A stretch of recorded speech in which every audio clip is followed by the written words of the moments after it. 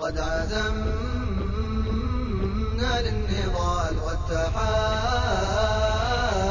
للخطوب، نحن رهبان الليالي، نحن فرسان الحروب. قد عزمنا للنضال واتحادنا للخطوب، نحن رهبان الليالي، نحن فرسان.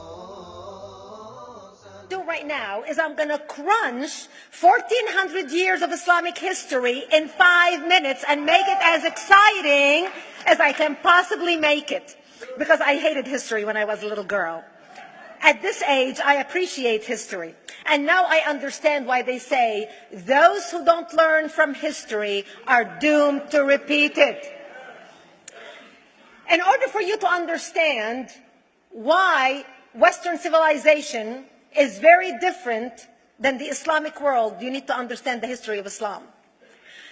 When Prophet Muhammad supposedly revealed his revelation from the angel Gabriel that he is supposed to be the last of the prophets in the early 600s, he started preaching in his own city, Mecca. He tried to recruit friends and followers to be able to spread his religion.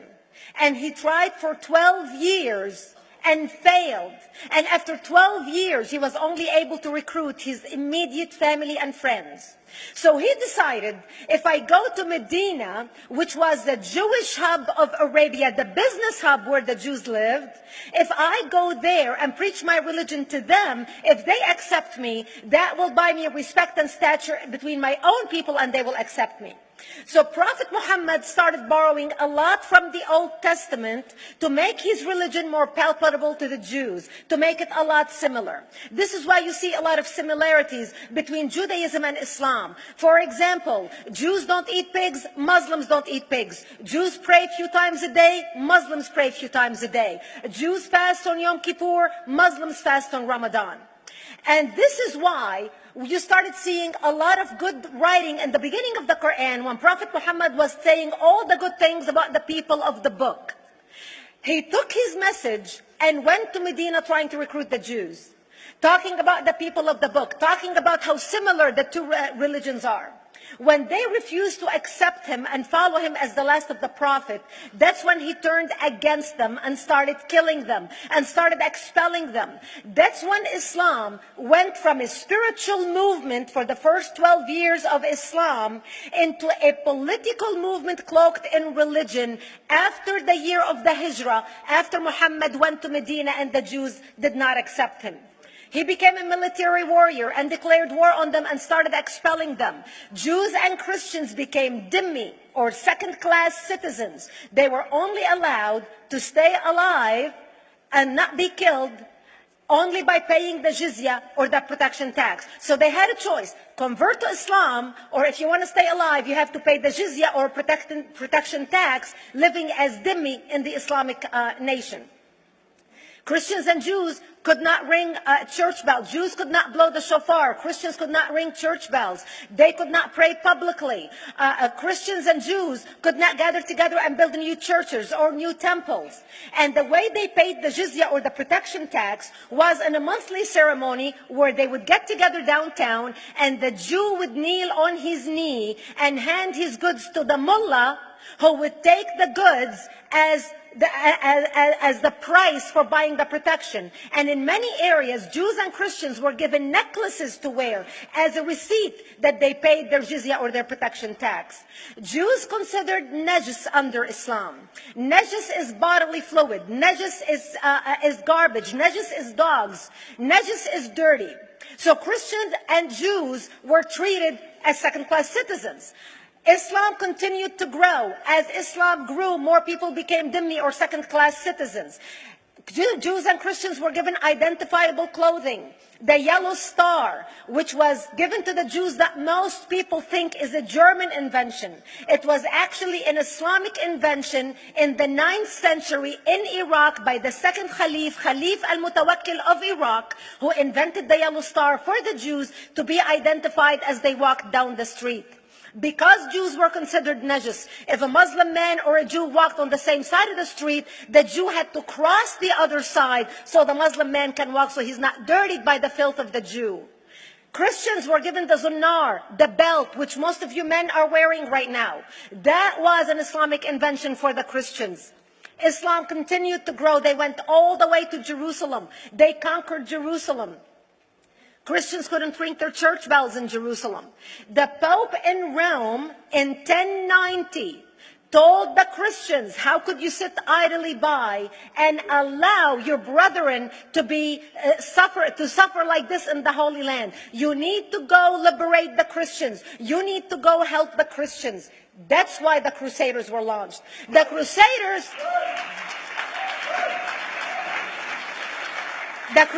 were not launched because they just felt like waking up in the morning and going and converting a bunch of Muslims or beheading them. The Crusaders were launched to liberate Jerusalem.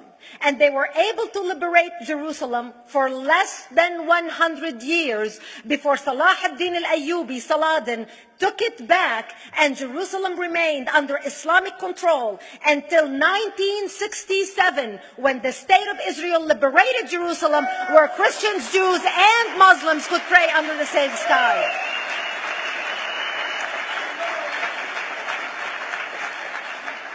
The Crusaders continued fighting Islam, and for 300 years they tried and failed. And by the 1300s, the Crusaders disappeared because they could not win against Islam. Islam continued to expand. They went all the way to Central Europe. They went all the way to China. They went to India. They conquered Spain. They changed the name of Spain from Spain to Andalusia. And they started, as they advanced, as they conquered more nations, more people paid the jizya, or the protection tax. And this is how the Islamic Empire grew. It went all the way until they was stopped at the gates of Vienna on 9/11. 9/11 is not a date that Osama bin Laden just picked out of a hat. 9/11 is a symbolic date in the Islamic calendar. By the 1600s, Islam had covered more of the earth's surface than the Roman Empire did at its peak. Between the 1600s and the 1800s, the Europeans were experiencing the European Industrial Revolution, where the Europeans were able to invent products on factory lines, where they are able to make money and sell products, which gave them the money to build a strong army in order to fight the Muslims. And that's how they were able to stop them at the gates of Vienna on 9/11. The Europeans started the pushback against Islam. They pushed them out of Europe. They pushed them out of all the way to the Middle East and North Africa. By 1924, the Islamic Empire ended. In 1924, the Islamic Caliphate ended in Turkey by President Ataturk, who was a secularist. He ended the Islamic Empire, and he gave women rights to vote. He gave women a right to an education, a right to work, a right to choose a husband. He forbid women from wearing the hijab. He forbid men from wearing the beard. The Muslims hate him so much that they consider him a Jewish agent, because they believe that his mother in her bloodline was Jewish, and that was the influence on Ataturk. By the time the Islamic Empire, or the Islamic Caliphate, or the Islamic State ended in 1924, the Islamic Caliphate had existed for 1400 years, and it ended less than 100 years ago. By the time the Islamic Caliphate ended in 1924, 270 million people around the world were killed by Islam. 270 million. And we didn't have weapons of mass destruction, and there was nuclear weapons. All of these people were killed, butchered by the sword. The people in the world, less than 100 years ago, how many people knew this history? Please raise your hand. We in America have failed to educate our children about history. We in America failed to educate our population about history. Our children in high school, you take any 17, 16-year-old kid, 18-year-old kid, and ask them about World War II. They can't even tell you what happened in World War II. For them, it's ancient history, and we still have our World War II veteran walking among us. That's how little we know of history. Islam ended in 1924, the Caliphate. People thought the Caliphate will never be resurrected. The Caliphate will never come back. But two things happened in the Middle East in the last century that made the Islamists be able to resurrect the Caliphate. Number one is the discovery of oil in Saudi Arabia, which we were able to discover and were stupid enough to allow them to nationalize it.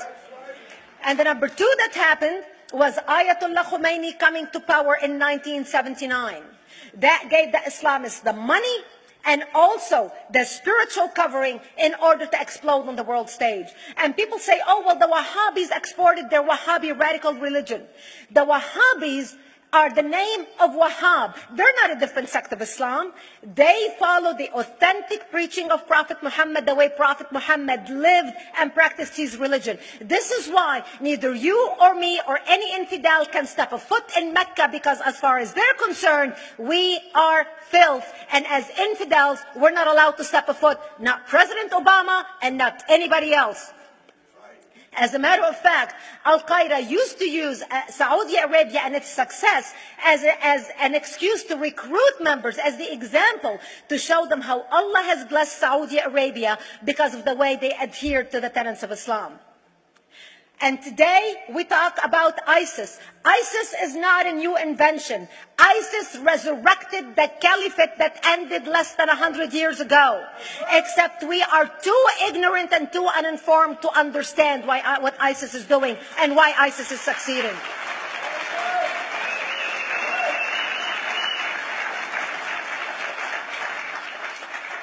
Two things you need to understand about Islam and the principles of war in Islam. One is the law of taqiyya, which means lying and deception. It means that a Muslim man can lay his hand on the Quran and swear that he is telling the truth, knowing that he is lying, but also knowing that the Quran will forgive him because he is advancing the cause of Islam. The second thing you need to know about is that the Treaty of Al-Hudaybiyah, which is an Islamic principle of war and a model on how to deceive your enemy when you have to sign peace treaties with your enemy. And it is based on an example by Prophet Muhammad. Prophet Muhammad was attacking the Meccans and their caravans when he was living in Medina. One day he attacked them because this is how he got the goodies. He would attack them, rob them, and spread the goodies among his men. And this is how he was able to recruit, because this is how people made money without working. And so he attacked the Meccan caravans. When he realized he's not able to defeat the Meccans in that city of Al-Hudaybiyah, in that place, he signed a 10-year treaty with them. Does that sound familiar? A 10-year treaty with them that says he will not attack them, he will have peace with them, he will not declare war on them. Muhammad used the treaty for 2 years to build his military, strengthen his army, and when he realized he was strong enough to attack his enemies when they least expected it, because they thought they had a peace treaty with Muhammad, he broke the treaty, attacked them 2 years later, and Mecca fell within 24 hours because they were not expecting the attack. And that became a principle of war in Islam. And to give you an example of how that is practiced, this is why anything signed with Iran means nothing to them. And to give you an example of how this law has been put to use in recent history, Yasser Arafat, who's not an Islamist, but he is a Muslim, met with the Israelis and signed the Oslo Accord in 1993. Remember all the handshaking at the lawn of the White House? The Oslo Accord, Yasser Arafat used the peace treaty, the Oslo Accord with Israel, to get Israel to bring him back and give him his territory, finance his military, train his police, and give his police the weapons. Yasser Arafat broke the Oslo Accord 8 years later, didn't even wait 10 years, and declared the second intifada in 2000, and all hell broke loose. He used the same treaty to win and deceive against his enemies and deceive his enemies. When Jordanian press, after Yasser Arafat signed the Oslo Accord with Israel, and Egyptian press would interview Yasser Arafat, and they would say, how could you sign a peace treaty with the devil? How could you sign a peace treaty with the Jews? Yasser Arafat will tell them, remember Hudaybiyah. That's all he would have to say. The whole Muslim world knew exactly what Yasser Arafat was talking about. We in the West and the Jews in Israel, it was over their heads. Nobody understood what Hudaybiyah was referring to. And this is the type of deception that we are dealing with. So when Iran signs a peace treaty with the United States for 10 years, they are using us as useful idiots, as gullible, ignorant people who are signing a peace treaty with the devil in order for Iran to continue her thing. In this deadly game of thrones, there's no place for America or for Israel. We don't have to gamble with our future and with our children's future. Elie Wiesel. And I wish I could promise you, Elie, that the lessons of history have been learned. That is why it is so important to be wise about who we're going to put in the White House next year.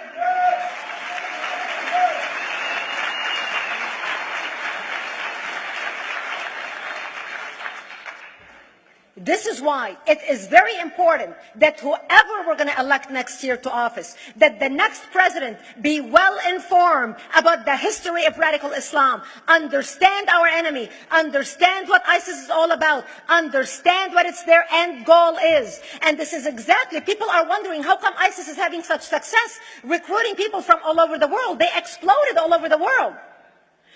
The Pew Research did a poll. And of course, the Pew Research is not Brigitte Gabriel, is not Fox News, is not Tony Perkins.